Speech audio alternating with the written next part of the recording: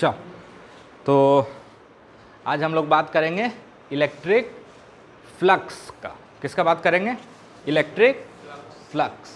ऐसे देखो, फ्लक्स जो चीज़ है ना, वो हर वेक्टर फील्ड के साथ एसोसिएटेड होता है ना। वेलोसिटी फ्लक्स भी होता है, लेकिन वो भी अपने काम की चीज़ नहीं है। इंजीनियरिंग में जाओगे आप लोग तो वहाँ पढ़ना। अभी बस इतना जानो कि हमको पढ़ना है इलेक्ट्रिक फ्लक्स, ठीक है। इलेक्ट्रिक फ्लक्स दो साइंटिस्ट अपने अपने लैंग्वेज में बता के चले गए, ठीक है। तो हम लिखते हैं, अब बताना कौन बताया होगा, ठीक है। एक तो फैराडे थे,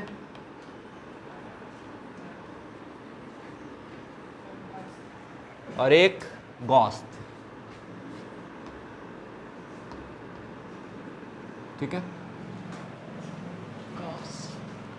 फैराडे जिनको गणित आती थी नहीं, बिल्कुल भी नहीं, ठीक है। गॉस जिनको प्रिंस ऑफ मैथमेटिक्स कहा जाता है, ठीक है। तो हम बोलते हैं फ्लक्स का डेफिनेशन, आप बताना कि कौन सा डेफिनेशन दिया होगा, ठीक है।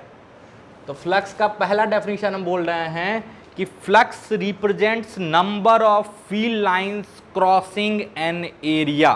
फिर से सुनना, flux represents number of field lines crossing an area. किसका होगा डेफिनेशन बताओ? फैराडे का। इसमें एग्जैक्ट वैल्यू नहीं है, ये क्या बोल रहे हैं? फ्लक्स रिप्रेजेंट्स, फ्लक्स या electric flux, electric flux represents number of field lines crossing an area. यहां पे देखो बाबू, क्लियर बात बता देते हैं, यूट्यूब यूनिवर्सिटी में सबका नहीं, लेकिन एक दो जगह गलत डेफिनेशन दिया हुआ है कि electric flux represents number of field lines crossing an area perpendicular to it, लिखा हुआ है, बताते हुए हम सुने हैं, ठीक है। तो प्लीज उससे दूर रहिएगा, यहां पे कहीं भी परपेंडिकुलर का कोई चर्चा नहीं है। It is simply electric flux represents number of field lines crossing an area. समझ में आया? और बहुत इंपॉर्टेंट वर्ड है रिप्रेजेंट्स, और बहुत इंपॉर्टेंट वर्ड है रिप्रेजेंट्स। और गॉस का डेफिनेशन था electric flux phi is equal to integral E dot D A over whole mathematical surface, ठीक है। Integral E dot D A, E क्या है? इलेक्ट्रिक फील्ड, डी ए क्या है उसको भी समझाएंगे, एरिया वेक्टर उसको बोलते हैं। ई डॉट डी ए इंटीग्रेटेड ओवर मैथमेटिकल सरफेस। कोई दिक्कत? ये है फ्लक्स, किसका डेफिनेशन है? गॉस का। और ये फ्लक्स किसका डेफिनेशन है? फैराडे का, ठीक है। अब दोनों, अगर 5 जीनियस साइंटिस्ट का नाम, फिजिसिस्ट का नाम लिखो तो फैराडे, और 5 रेनाउंड मैथमेटिशियन का नाम लिखो तो गॉस, है ना। तो दोनों एक ही बात को कह रहे हैं, तो बात तो जरूर सेम होगी, लेकिन कहीं भी सेम दिख नहीं रहा है। अब हम जैसे एक कमज़ोर साधारण इंसान के नसीब में, के पल्ले में कितना खतरनाक काम आया है कि इस दोनों के वर्क को आप जैसे गधों को समझाना है, ठीक है। तो आप मेरी तकलीफ को समझ सकते हैं, और उम्मीद करेंगे कि आप थोड़ा सा धैर्य रखें। Electric flux represents number of field lines crossing an area. मतलब मान लो एक एरिया ऐसे, ठीक है, और ये ऐसा बना लेते हैं, ठीक है।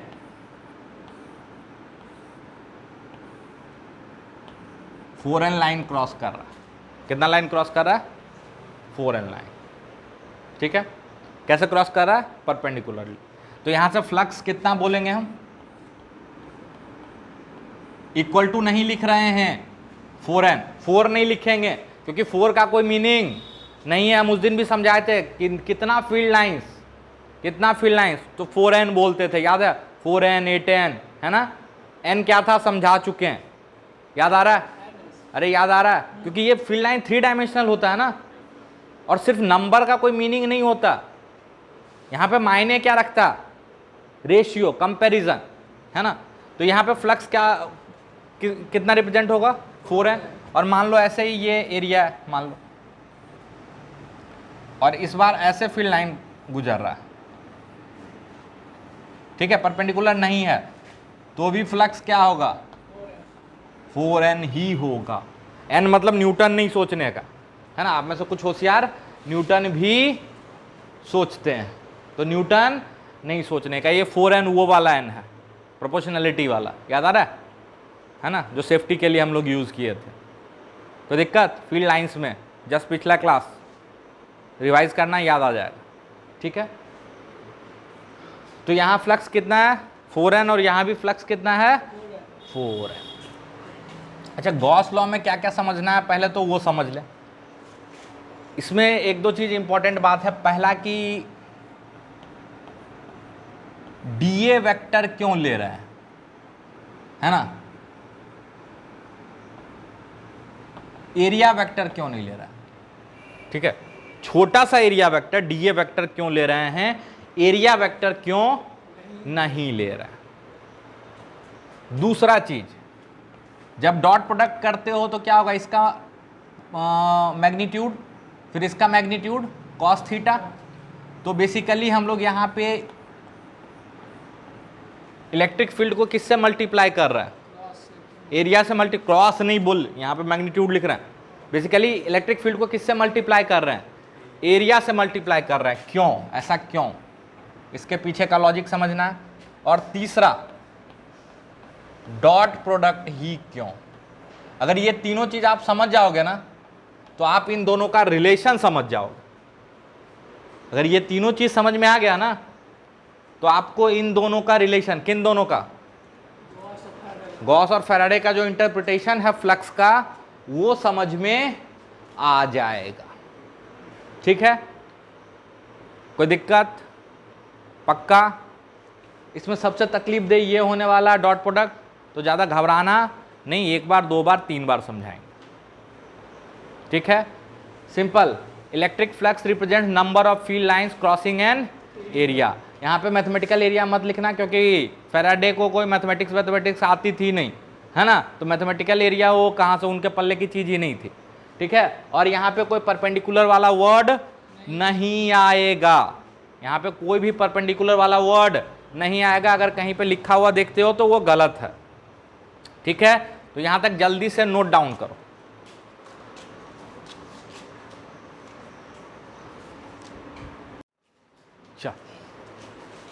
आगे चले। सबसे पहले, क्या एरिया वेक्टर क्वांटिटी है? तो बिल्कुल है, एरिया वेक्टर क्वांटिटी है। इसका प्रूफ हम आपको दे नहीं रहे हैं, जरूरत नहीं है। लेकिन क्या एरिया वेक्टर क्वांटिटी है? बड़े लोगों ने एरिया को वेक्टर की तरह डिफाइन किया और मस्त वो वेक्टर की तरह काम करता है। कोई दिक्कत? सबसे पहला शब्द था कि क्या एरिया वेक्टर है?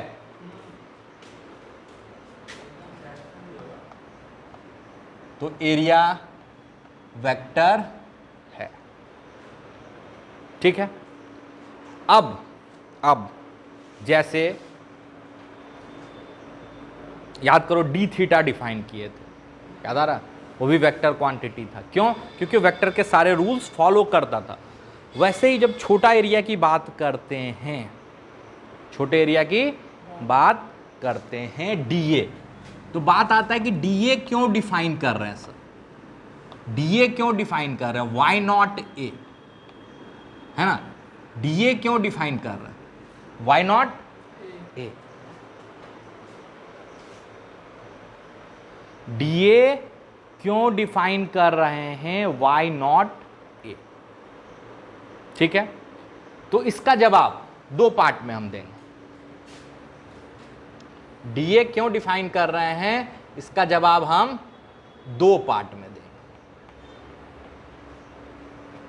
पहला पार्ट ध्यान से सुनना, एरिया वेक्टर जो डिफाइन किया गया है उसका डायरेक्शन एरिया या सरफेस एरिया के परपेंडिकुलर होता है। फिर से सुनना, एरिया वेक्टर जो डिफाइन किया गया है उसका डायरेक्शन सरफेस एरिया के परपेंडिकुलर होता है। मतलब यहां पे अगर एरिया वेक्टर डिफाइन कर रहे हैं तो यहां पे एरिया वेक्टर ऐसे होगा, ठीक है। तो आप बोलोगे ठीक है सर मस्त है, एक एरिया ले लो बड़ा सा, उसके परपेंडिकुलर डायरेक्शन में डायरेक्शन डिफाइन कर दो, काम खत्म है। लेकिन मान लो अगर आपके पास कुछ ऐसा सरफेस है,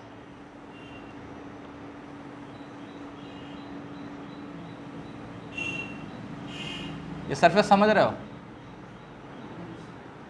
अभी समझ में आ जाएगा। कटोरा, कटोरा, अब बताओ परपेंडिकुलर किधर डिफाइन करोगे, किधर करोगे?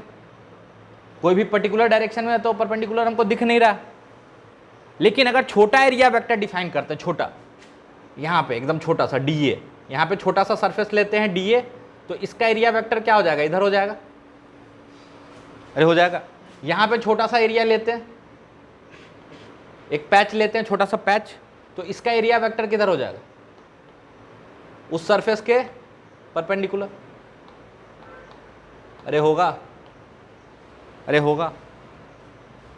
तो इसीलिए एरिया वेक्टर ना डिफाइन करके क्या डिफाइन करते हैं, डीए वेक्टर। क्या डिफाइन करते हैं, डीए वेक्टर। अगला चीज, अगर आप गॉस लॉ में देखोगे तो ये है इलेक्ट्रिक फील्ड डॉट डीए, है ना, ठीक है। बिल्कुल ध्यान से सुनना मेरी बात। मान लो एक सरफेस ले लेते हैं बड़ा सा, किसी भी शेप का, और हमको क्या करना है, ई डॉट डी ए, ठीक है। मतलब बेसिकली इलेक्ट्रिक फील्ड को एरिया से मल्टीप्लाई करना है। पहला सर तो यही है, कॉस थीटा बाद में आएगा, है ना। मतलब इलेक्ट्रिक फील्ड का डायरेक्शन पता होना चाहिए, एरिया का डायरेक्शन पता होना चाहिए। अब मान लो फ्लैट सरफेस है, ठीक है। आप बोलो कि सर अगर सरफेस फ्लैट हो गया मेरा, कैसा सरफेस है, फ्लैट सरफेस, सर तब तो ये पंगा नहीं आएगा। अरे फ्लैट सरफेस है तो हर जगह डायरेक्शन क्या है, सेम। तो यहां पे ए डिफाइन कर दो, फ्लैट सरफेस है तो यहां पे ए डिफाइन कर दो ना भाई। नहीं समझ में आ रहा, वहां कर्व्ड सरफेस था तो एक इंडिविजुअल, एक पर्टिकुलर डायरेक्शन नहीं अवेलेबल था मेरे पास डिफाइन करने के लिए कि ये इस सरफेस के परपेंडिकुलर होगा, तो नहीं डिफाइन कर पाया। लेकिन यहां तो है, यहां डिफाइन कर दो, यहां तो ऐसे काम चला लो। तो हम यहां पे आपको एक बात बोलेंगे कि इलेक्ट्रिक फील्ड हर जगह सेम होगा ऐसा जरूरी है? हो सकता है यहां इलेक्ट्रिक फील्ड का वैल्यू अलग हो, यहां इलेक्ट्रिक फील्ड का वैल्यू अलग हो, यहां इलेक्ट्रिक फील्ड का वैल्यू अलग हो। अब सीधा सीधा सेम एरिया से मल्टीप्लाई कर दोगे पूरा पूरा, तो ये कुछ वैसा ही हो जाएगा। ध्यान से सुनो, मान लो हम बोलते हैं कि वेलोसिटी मेरा 3t² है, ठीक है। 10 सेकंड में डिस्प्लेसमेंट बताओ, तो क्या आप क्या करते हो, डिस्प्लेसमेंट बराबर 3t² इंटू 10 सेकेंड, नहीं करते हो ना, नहीं करते हो ना। आप बोलते हो कि देखो भाई चूंकि ये वेलोसिटी वेरिएबल है तो एकदम छोटा सा टाइम इंटरवल ले लेते हैं, है ना। उस छोटे से टाइम इंटरवल में तो इसका वेरिएशन बहुत मायने नहीं रखेगा, तो उस छोटे से टाइम इंटरवल में क्या कर लेंगे, डिस्प्लेसमेंट निकाल लेंगे। तो हम लोग क्या करते हैं बेसिकली प्रोसेस, dx बराबर v dt, अरे कर लेते हैं ना, छोटा सा टाइम इंटरवल ले लेते हैं, उसमें छोटा सा डिस्प्लेसमेंट निकाल लेते हैं और फिर फाइनली सबको जोड़ देते हैं। तो वैसे ही यहां पे अगर इलेक्ट्रिक फील्ड मान लो वेरी कर भी रहा है एरिया पे इलेक्ट्रिक फील्ड अलग अलग जगह पे वेरी कर भी रहा है, तो अगर हम छोटा छोटा एरिया वेक्टर लिए हैं, डीए लिए हैं, तो इस डीए में इलेक्ट्रिक फील्ड का वेरिएशन लगभग नेग्लिजिबल होगा, इग्नोर मारा जा सकता है। अरे इस छोटे से डीए में, इनफिनिटेसिमल डीए में इलेक्ट्रिक फील्ड अलग अलग जगह कितना बदल जाएगा, है ना। उसी तरह इस डीए में कितना बदल जाएगा, इस डीए में कितना बदल जाएगा। तो इसीलिए हम एरिया वेक्टर ना डिफाइन करके क्या डिफाइन करते हैं, डीए। पहला रीजन ये समझ में आया, पहला रीजन क्या था, डायरेक्शन का, डायरेक्शन का कि डायरेक्शन सरफेस के परपेंडिकुलर डिफाइन किया गया, तो भाई इसमें परपेंडिकुलर लोगे किधर। और दूसरा रीजन कि इलेक्ट्रिक फील्ड हर जगह वेरी कर सकता है, तो आप सीधा सीधा तो उसको एरिया से मल्टीप्लाई नहीं कर सकते हो, है ना।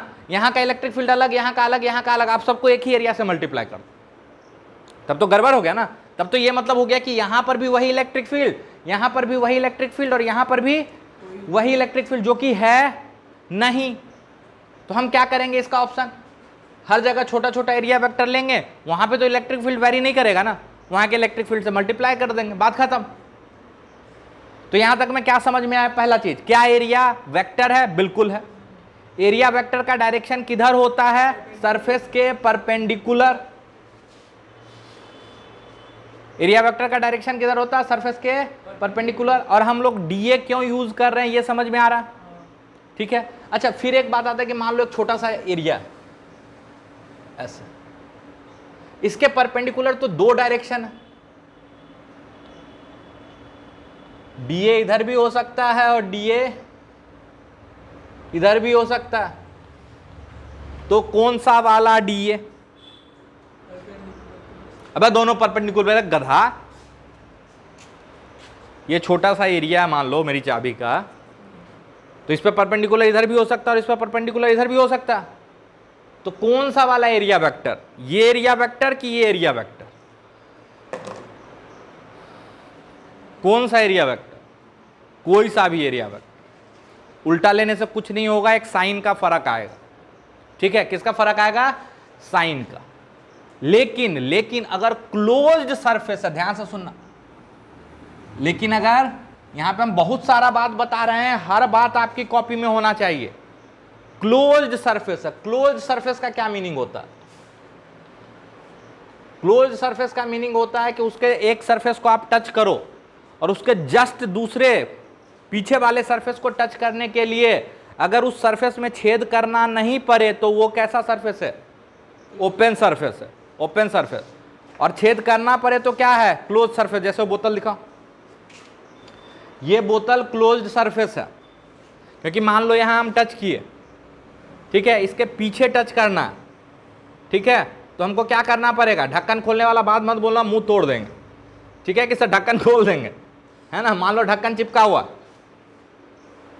ठीक है, ढक्कन खोलने वाला बात नहीं बोलने का, पहले बता देते।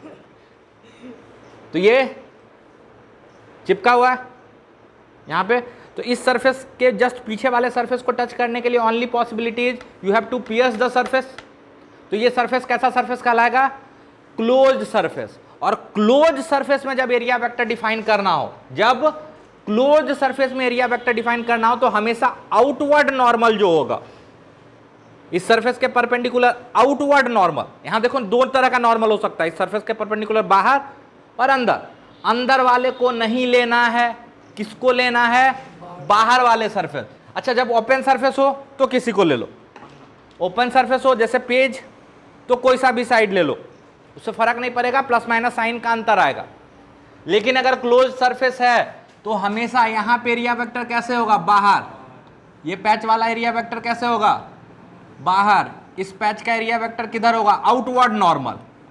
इसको क्या बोलते हैं, आउटवर्ड नॉर्मल लेना है ना। तो ये क्लोज सरफेस है, याद रखना, ये सब लिख लेना, क्लोज्ड सरफेस।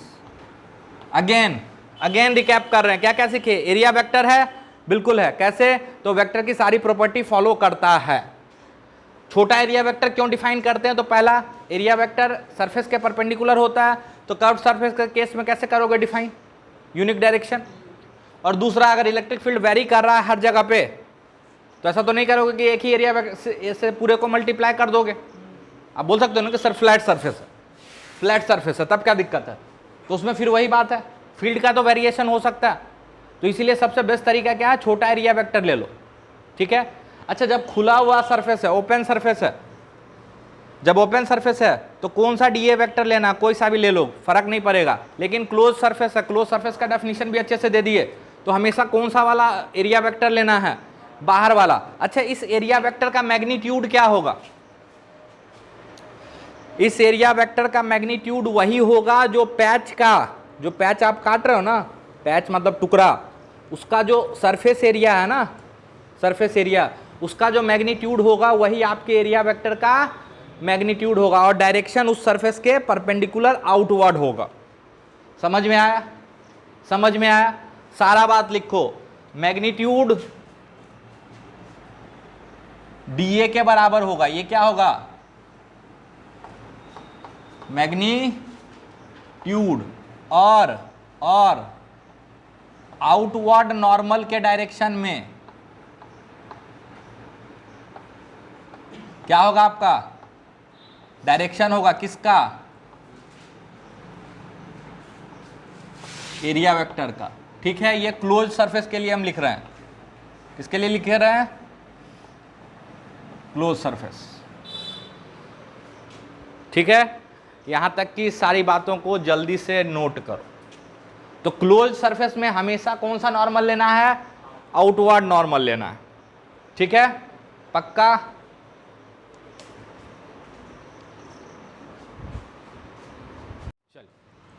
अगला काम जो हमको समझना है फ्लक्स में वो ये है कि इलेक्ट्रिक फील्ड और एरिया का मल्टीप्लिकेशन क्यों हो रहा है। इलेक्ट्रिक फील्ड और एरिया का मल्टीप्लिकेशन क्यों हो रहा। ठीक है, थोड़ा सा आइडिया आप हम लोग कहाँ से लेंगे? फील्ड लाइंस से। तो फील्ड लाइंस का कौन सा पॉइंट है? एक पॉइंट निकालो जिसमें लिखा हुआ है कि electric field strength is represented by number of field lines crossing an area.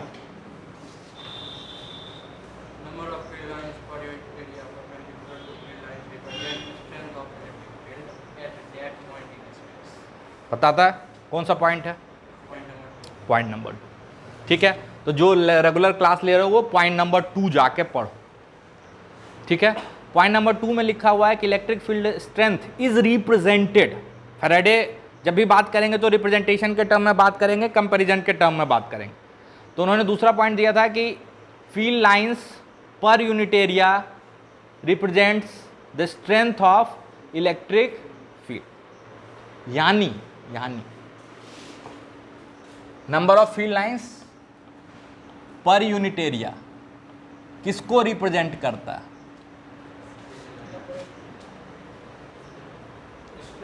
Electric field strength है ना। इसको अगर हम एरिया से मल्टीप्लाई कर दें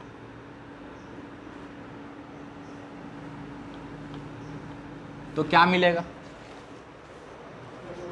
number of field lines crossing that area. अरे होगा ना? हाँ, area perpendicular to field line पे आएंगे आगे। अभी उस डेप्थ में भी नहीं जा रहे हैं, बस ऊपर ऊपर बात कर रहे हैं। उसमें लिखा हुआ है area perpendicular to field line, वो भी एक डेप्थ वाली बात है, बट अभी उस डेप्थ में नहीं जा रहे हैं, बस ऊपर ऊपर आपको बता रहे हैं। ठीक है, कि electric field is represented not equal to, electric field is represented by number of field lines crossing an area. अरे होगा ना? तो अगर हमको नंबर ऑफ फील्ड लाइंस चाहिए तो हम क्या करेंगे? एरिया से मल्टीप्लाई कर देंगे। एरिया से मल्टीप्लाई कर देंगे ना, तो what we will get? Number of field lines, है ना। और ये भी इक्वल टू फील्ड नहीं है, ये फील्ड को रिप्रेजेंट कर रहा है ना। तो जो हमको मिलेगा that will be the number of field lines crossing the area. और फैराडे का जो फ्लक्स का रिप्रेजेंटेशन है वो यही है। फैराडे का जो फ्लक्स का रिप्रेजेंटेशन है वो क्या है? Number of field lines crossing an area is represented by electric flux. इसीलिए हम इलेक्ट्रिक फील्ड और एरिया को मल्टीप्लाई कर रहे हैं। नहीं समझ में आ रहा? नहीं समझ में आ रहा? नहीं आया? फिर से चलो, फिर से करो, फिर से करो, एकदम फिर से करो। नहीं कैसे आएगा? दूसरे तरीका से करेंगे, नहीं आएगा तो तरीका बदल देंगे। दूसरा पॉइंट पर हो सब कोई फील्ड लाइंस का दूसरा पॉइंट अच्छे से पढ़ो। सब कोई फील्ड लाइन का दूसरा पॉइंट पढ़ लिए? क्या था? Number of field lines per unit area, number of field lines per unit area represents strength of electric field. उसमें एरिया परपेंडिकुलर है, तो अभी उस डेप्थ में भी नहीं जा रहे हैं, बस सिंपली हम आपको ये समझा रहे हैं कि इलेक्ट्रिक फील्ड को रिप्रेजेंट कैसे करते हो आप।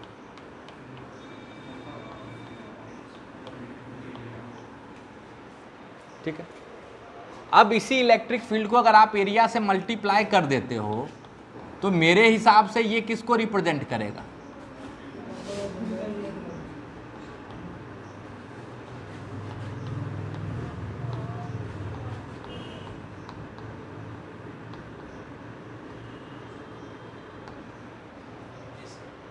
यही दूसरा पॉइंट, यही समझाना चाह रहे थे कि ई को ए से मल्टीप्लाई क्यों किया जा रहा है, ताकि वो इसके इक्विवेलेंट हो जाए। किसके? फैराडे के इंटरप्रिटेशन के। अरे गॉस का इंटरप्रिटेशन ई इंटू ए और फैराडे का interpretation number of field lines crossing the area is same as flux. यही तो इक्विवेलेंस क्रिएट कर रहे हैं हम, कहीं भी इक्वलिटी नहीं ले रहे हैं। ध्यान से देखना, कोई इक्वल मत लिखना, हाँ रिप्रेजेंट्स। और यहां पे एक चीज और हम मिस कर दिए हैं, एरिया परपेंडिकुलर है उसमें, उस पर बाद में आएंगे, हम बस एक ओवरव्यू आपको दे रहे हैं।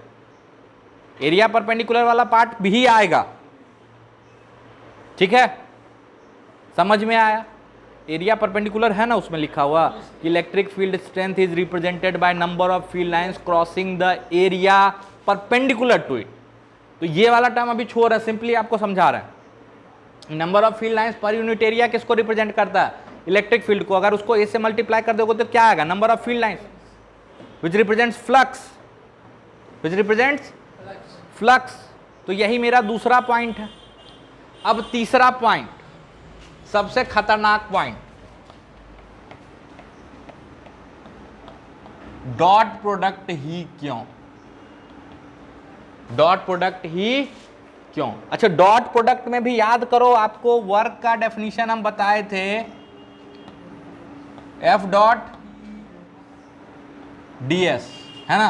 और इसको बोले थे कि हम इसको एफ कॉस थीटा ds भी लिख सकते हैं और एफ ds कॉस थीटा भी लिख सकते हैं, और दोनों मैथमेटिकली करेक्ट है, लेकिन हमको सिर्फ इसका मीनिंग मालूम है। याद आ रहा है?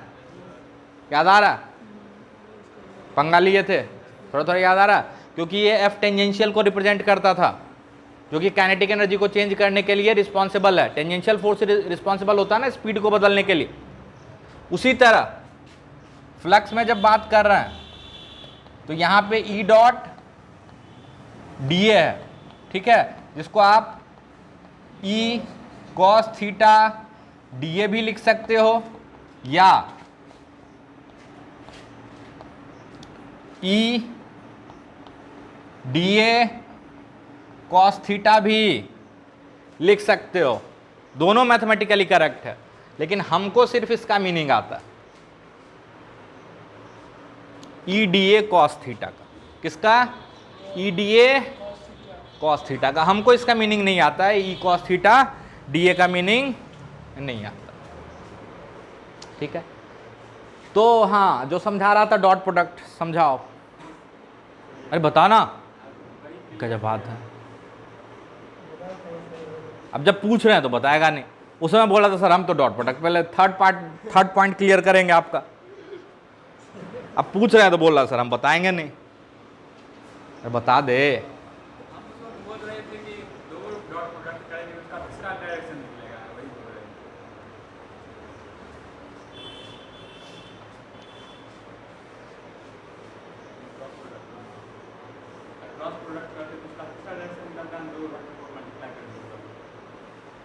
अच्छा चलो, मान लो हम आपको समझाने की कोशिश करते हैं बिल्कुल सिंपल लैंग्वेज में, नहीं आएगा तो फिर दूसरे लैंग्वेज में समझाएंगे, ठीक है?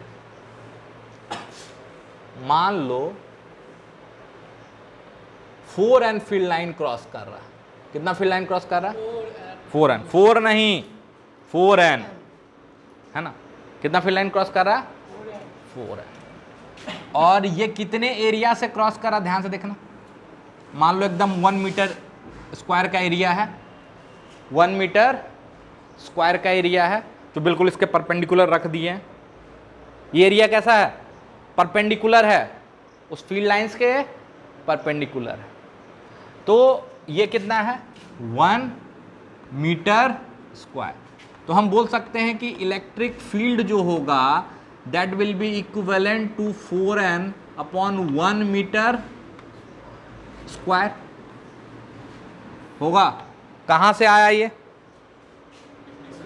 पॉइंट नंबर 2, फील्ड का पॉइंट नंबर 2, ये है ना, number of field lines per unit area perpendicular to the field lines, यही था ना?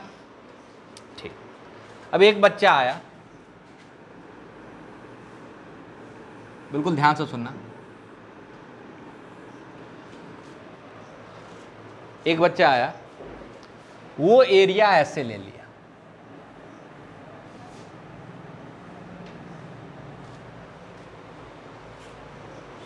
ठीक है? वो एरिया ऐसे, ठीक है? और ये एरिया कितना हो गया? 2 मीटर स्क्वायर। अरे तिरछा एरिया ले लिया, ले सकता है ना? पहले एरिया में ऐसे रखे होते प्लेट, और एक बड़ा प्लेट लाया, उसको ऐसे रख दिए, ऊपर नीचे कट कर रहा था। ये भी फैराडे के डेफिनेशन से चल रहा है। बोल रहा है कि flux is represented by number of field lines crossing the area. तो उस हिसाब से तो फ्लक्स मेरे हिसाब से तो दोनों से कितना होना चाहिए? 4 होना चाहिए। अरे होना चाहिए, लेकिन अगर हम डॉट प्रोडक्ट नहीं लेते हैं, सिंपली एरिया को मल्टीप्लाई कर देते हैं, तो क्या गड़बड़ होगा? इलेक्ट्रिक फील्ड कितना है? 4n बाय 1 मीटर स्क्वायर, और इसको मल्टीप्लाई कर दिए सीधा सीधा एरिया से, यानी एरिया कितना है? 2। This is not equal to flux, this is represented by flux, this is the representation of flux. तो ये फ्लक्स कितना आ रहा है? फ्लक्स 8 है भाई। लाइन ही 4 गुजर रहा है, लाइन कितना गुजर रहा है? 4, और फ्लक्स कितना आ रहा है? 8। ये कैसे होगा? Flux is represented by number of field lines crossing the area. और वो गधा क्या किया कि इलेक्ट्रिक फील्ड उठाया और एरिया लिया 2 मीटर स्क्वायर का, मस्त मल्टीप्लाई कर दिया, उसको कितना फील्ड लाइन गुजरता हुआ दिखने लगा? 8 है ना? और गुजर कितना आ रहा है? 4। मतलब एरिया का सिर्फ वो कंपोनेंट काम का है, ध्यान से सुनना, एरिया का सिर्फ वो कंपोनेंट काम का है जो फील्ड लाइन के परपेंडिकुलर हो, है ना? इसी को प्रोजेक्टेड एरिया भी बोलते हैं, मैथ्स में इसी को प्रोजेक्टेड एरिया भी बोलते हैं, ठीक है? मतलब एरिया ये 2 मीटर स्क्वायर काम का नहीं है, भले ही 2 मीटर स्क्वायर हम ले लिए, इसका जो परछाई होगा, मान लो यहां से टॉर्च जलाओ, फील्ड लाइन के परपेंडिकुलर जो इसका परछाई बनाओगे वो कैसा बनेगा? आप ही बताओ। वो तो ऐसा ही बनेगा, और वो कितना होगा? 1 मीटर स्क्वायर। अब 1 मीटर स्क्वायर को मल्टीप्लाई करो तो कितना फ्लक्स आ जाएगा? 4 है। थोड़ा सा यहां तकलीफ होगी, हम मान रहे हैं, बट इसको समझने का कोशिश करो। नहीं समझ में आ रहा तो एक और तरीका समझाते हैं। मान लो एक ट्यूब है, ठीक है? एक ट्यूब है, ये ट्यूब को ऐसे काटे हुआ, ठीक है? इस ट्यूब से पानी बह रहा है, ठीक है? और पानी बह रहा है 2 मीटर पर सेकेंड से। पानी कितना बह रहा है? 2 मीटर पर सेकेंड से। और बोलते हैं कि ये cross sectional area 1 metre square है। कितना है? 1 मीटर स्क्वायर। अब पानी आ तो रहा है एकदम कांस्टेंट रेट से 2 मीटर पर सेकेंड स्क्वायर से, तो यहां भी अगर 1 मीटर स्क्वायर का एरिया ले लो आप, तो पानी किस रेट से इंटर हो रहा होगा? तो 2 × 1, अरे 2 मीटर पर सेकेंड, ये तो स्पीड है, और इसको एरिया से मल्टीप्लाई करोगे तब ना वॉल्यूम मिलेगा। तो पानी किस रेट से इंटर कर रहा? 2 मीटर पर सेकेंड नहीं, इसको एरिया से मल्टीप्लाई करो 1 से, तो 2 मीटर क्यूब पर सेकेंड से एंट्री हो रहा पानी का। मतलब पर सेकेंड कितना पानी इंटर कर रहा? 2 मीटर क्यूब पानी। ठीक है, और इधर से भी कितना निकल रहा होगा? 2 मीटर क्यूब। अब मानो हम एरिया ऐसे ना काट के एक एरिया इसी पाइप को ऐसे काट देते हैं, इस पाइप को ऐसे ना काट के ऐसे काट देते, तो यहां इस होल से कितना पानी निकल रहा होता? अरे पानी जो होता है ना इनकम्प्रेसिबल फ्लूइड होता है, मतलब जितना इंटर कर रहा उतना ही निकलेगा। तो यहां अगर 2 मीटर पर सेकेंड से इंटर कर रहा तो यहां से भी कितना निकल रहा होगा? 2 मीटर पर सेकेंड से ही निकलेगा, पानी बढ़ थोड़े ही जाएगा कि अब ये दोगुना एरिया हो गया तो अब 4 मीटर पर सेकेंड से निकलने लगा। अरे फिर तो अगर आपको पानी पटाना है और ज्यादा पानी निकालना है तो नल के तरफ लगा दो और इधर ऐसे काट दो ट्यूब को, है ना, पानी ज्यादा आने लगेगा। अरे पानी ज्यादा कहां से आएगा? नहीं आएगा ना। दैट मीन्स एरिया ये काम का है ही नहीं।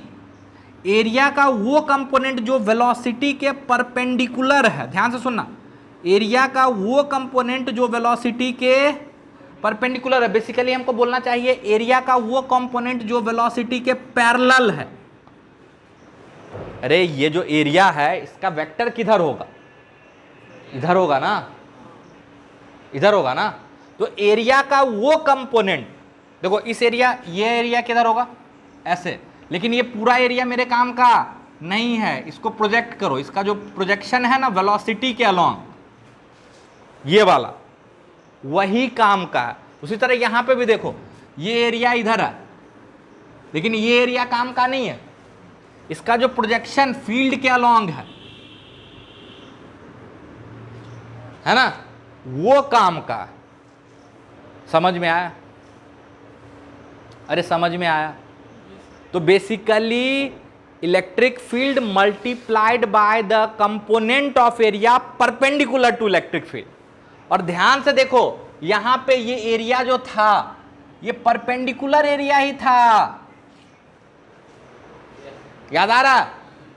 हम उस बात को दबा रहे थे उस समय, अब बोल रहे हैं कि number of field lines per unit area perpendicular to the field lines. तो मल्टीप्लाई भी तो परपेंडिकुलर एरिया से ही करोगे। अरे मतलब एरिया का वो कंपोनेंट लेना है जो फील्ड के अलोंग हो। एरिया वेक्टर फील्ड के अलोंग होगा, एरिया फील्ड के परपेंडिकुलर होगा। अरे एरिया फील्ड के परपेंडिकुलर होगा लेकिन इस एरिया का जो वेक्टर होगा वो किधर होगा? फील्ड के अलोंग है। तो मतलब हमको फील्ड, मतलब एरिया का कौन सा कंपोनेंट लेना है? फील्ड के अलोंग हो। E इंटू एरिया का वो कंपोनेंट जो फील्ड के अलोंग है। समझ में आया? तो तीनों चीज क्लियर हुआ। पहला, छोटा एरिया क्यों लेते हैं, समझा दिए।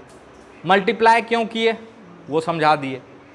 और एरिया का कंपोनेंट क्यों लेते हैं वो भी समझा दिए, क्योंकि एक्चुअली में जो इलेक्ट्रिक फील्ड को रिप्रेजेंट करता था that was number of field lines per unit area perpendicular to the field lines. याद आ रहा? तो जब मल्टीप्लाई करोगे तो वो भी तो परपेंडिकुलर एरिया ही होना चाहिए, तब तो दोनों कैंसिल आउट होगा और सिर्फ फील्ड लाइंस बचेगा। नहीं समझ में आ रहा? अरे आ गया? तो तीन चीज समझ में आ गया। मतलब यहां पे एक छोटा सा एरिया ऐसे है, मान लो DA, ठीक है, और यहां पे इलेक्ट्रिक फील्ड ऐसे है E, ठीक है। एरिया हमेशा सरफेस के परपेंडिकुलर होगा और बीच का एंगल क्या है? थीटा। तो इस छोटे से एरिया से जो छोटा सा इलेक्ट्रिक फ्लक्स गुजर रहा होगा, अब रिप्रेजेंट नहीं कर रहे हम, गॉस के टर्म में बात कर रहे हैं, तो वो तो एग्जैक्ट बताएगा। तो जो इस छोटे से एरिया से जो छोटा सा फ्लक्स गुजर रहा होगा वो होगा E डॉट DA। और किसी पूरे सरफेस से निकालना है, बड़े सरफेस से, फाइनाइट सरफेस से, तो क्या करोगे, ई डॉट डी ए। यहां तक में कोई दिक्कत, कोई परेशानी? आई होप चीजें समझ में आ रही होंगी और ये भी समझ में आएगा कि कैसे इक्विवेलेंट है। नहीं समझ में आए जाके घर पे फिर से वीडियो देखना, हम आज ही अपलोड कर दें, ठीक है? फिर से देखना इस पार्ट को। आपको लगता है ना कि सर इतना मेहनत क्यों कर रहे हैं सर, फ्लक्स मतलब ई डॉट डी ए सॉल्व कर देंगे, सारा क्वेश्चन सॉल्व हो जाएगा। जेई में ऐसा सवाल आया हुआ है जिसको अगर आप ई डॉट डी ए से सॉल्व करोगे तो सॉल्व होगा। कितना टाइम लगेगा? ज्यादा नहीं, 5 मिनट लगेगा, ठीक है? इंटीग्रेशन से सॉल्व होगा, मस्त। देखो इसमें इंटीग्रेशन आ रहा ना, और उसी को फैराडे से सॉल्व करोगे 5 सेकेंड। कितना देर लगेगा?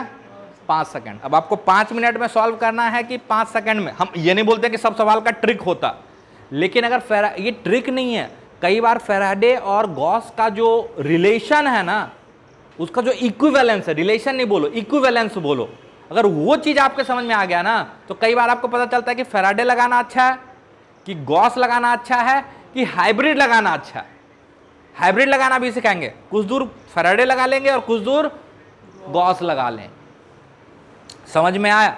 इतना मेहनत करने का रीजन यही है। किताब में तो सीधा सीधा फ्लक्स का डेफिनेशन ये लिख देता है कि electric flux is represented by number of field lines crossing an area and it is defined by E dot D ए। काम खत्म, काम खत्म। लेकिन अगर आपको इसका रिलेशन पता चल गया तो जेई का कुछ सवाल हम करवाएंगे क्लास में, ठीक है? और आप देखना कि फैराडे लगाने पे ऐसे बनता और गॉस लगाने पे, फिर गॉस जैसा मैथमेटिशियन होना पड़ेगा आपको, तो सोच लो, है ना? शायद आपके मैथ्स वाले सर भी गॉस जैसा मैथमेटिशियन ना हो, वो तो मैथमेटिशियन है ही नहीं, मैथ्स के टीचर हैं। हम फिजिसिस्ट हो रही हैं, तो फिजिक्स के टीचर हैं, है ना? तो ठीक है, गॉस टॉप 5 मैथमेटिशियन में नाम जरूर आता है। नाम सुने हुए? कहाँ पे सुन लिए बे? अभी गॉस थ्योरम में, फिर एक बार सुनोगे। Gauss theorem for magnetic field जब पढ़ाएंगे ना, तो फिर सुनोगे, ठीक है? अभी यहां तक लिखो पहले जल्दी से। देखो ऐसे फील्ड लाइन का 1-2 सवाल देते रहेंगे, आप लोग प्रैक्टिस करते रहिएगा, बन जाएगा। आज फ्लक्स पे आगे बात नहीं करते हैं, काफ़ी बात की है, उतना पचा लेना बहुत हो जाएगा, ठीक है? यहाँ पे +2 क्यू चार्ज है और -q चार्ज है। ये +2 क्यू चार्ज है, ध्यान से देखना, ठीक है? और कंप्यूटर पे हम इसका जो मतलब वीडियो है उसमें दूसरा वर्जन भी लगा देंगे, जिसमें जूम इन और जूम आउट करके दोनों फोटो लगा देंगे, ठीक है? ध्यान से देखो, इस फील्ड लाइन में यहाँ पे खासियत है कि ये ऐसे टर्न होके फिर ऐसे जा रहा है। 1-2 और लाइन यहाँ बना सकते थे ऐसे, यहाँ पे टर्न होके ऐसे जाता हुआ, ठीक है? अब गिनना, आप गिनती हम नहीं कर रहे, रफली एक लाइन ऐसे और बना सकते हो, ठीक है? गिनती हम रेशियो में नहीं कर रहे अभी। ये यहाँ है तो रफली ऐसे बना सकते हो। अब आपका देखो इसमें क्या क्या सवाल हो सकता है। सर ये फील्ड लाइन ऐसे टर्न क्यों हो रहा है ना? दूसरा सवाल कि सर इसमें 0 पॉइंट कहाँ दिख रहा है, नल पॉइंट। एक जगह पे फील्ड 0 होता है तो देखो 2q और q में कहाँ पे फील्ड 0 होगा, यहाँ का लगभग। अगर यहाँ फील्ड 0 होगा तो देखो यहाँ पे फील्ड लाइंस की डेंसिटी बहुत कम है ना? ये मत सोचना कि फील्ड लाइन का कोई वैल्यू होता है, बार बार सिखा रहे हैं, डेंसिटी का वैल्यू होता है, क्योंकि नंबर ऑफ फील्ड लाइंस आप पे डिपेंड करता है कि आप कितना ड्रॉ करते हो, है ना? इसीलिए हम बोलते थे 1n 2n 4n 8n, है कि नहीं? लेकिन 2q से जितना फील्ड लाइन निकलेगा उसका आधा ही टर्मिनेट होगा -q पे, ये याद रखना। 2q से अगर 18 फील्ड लाइन निकला तो कितना टर्मिनेट होगा इस पे? 9। ये रेशियो मेंटेन रहेगा। समझ में आया? चलो अब बात आता है कि सर ये ऐसे टर्न क्यों हो रहा है, ये कर्व वाला पार्ट नहीं बना पाए थे। बहुत किताब में ये पार्ट छोड़ देता है, बहुत किताब में क्या करता है, ऐसे बना के बाहर ऐसे ऐसे छोड़ देता है, इस साइड छोड़ देता है, ठीक है? ये पार्ट, तो ये पार्ट बहुत इंपॉर्टेंट है, ये पार्ट क्यों इंपॉर्टेंट है तो ध्यान से सुनो, ये ये प्लस 2q है और ये माइनस q है। जब इससे बहुत दूर चले जाओगे, मतलब बहुत दूर जाने का मतलब क्या होता है, जो इनका सेपरेशन है उसके रिस्पेक्ट में बहुत दूर चले गए। ये सर्कल जो है ना वो डिपिक्ट कर रहा है कि ये सर्कल बहुत बड़ा है ना, इसके डायमेंशन के रिस्पेक्ट में सर्कल का रेडियस क्या है, बहुत बड़ा। तो जब बहुत दूर चले जाओगे तो आपको ये प्लस 2q और माइनस q नहीं दिखेगा, सिंपली प्लस q दिखेगा। और प्लस q चार्ज का फील्ड कैसा होता है आप ही बताओ, रेडियली आउटवर्ड, अरे होता है। तो इस सर्कल पे ध्यान से अगर देखो, ये सर्कल में बता रहा है कि हम बहुत दूर है, ये सर्कल वाला पॉइंट मतलब है कि बहुत दूर वाले पॉइंट पे। तो देखो यहाँ पे फील्ड लाइंस रेडियली आउटवर्ड हो रहे हैं। अंदर क्या चल रहा है उसको भूल जाओ थोड़ी देर के लिए। मान लो एकदम जूम इन कर देते, ये सब पार्ट एकदम छोटा हो जाता है ना, और ये सर्कल किस में कन्वर्ज हो जाता, पॉइंट में, है ना।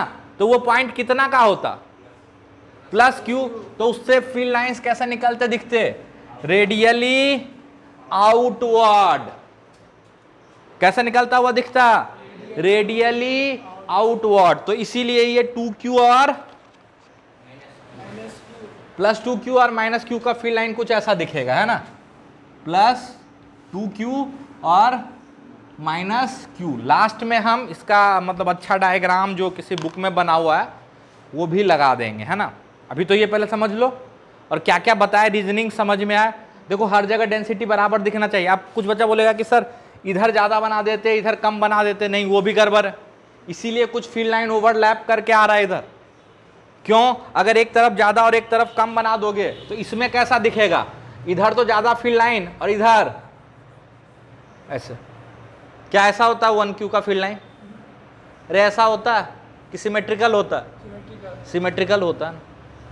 अरे ऐसा बना दोगे तो चलेगा नहीं ना। इसीलिए फील्ड लाइंस इधर जा रहा है तो कुछ ओवरलैप करके इस साइड भी आ रहा है, समझ में आ रहा है। और यहाँ पे देखो डेंसिटी एकदम कम है, क्यों, क्योंकि यहाँ पे फील्ड 0 है। समझ में आया, पक्का। तो ऐसे ही कल के लिए एक होमवर्क लिख लो, वो भी कभी बात कर लेंगे। एक 4q चार्ज है और एक q चार्ज है, इसका फील्ड लाइन ड्रॉ करने का कोशिश करना।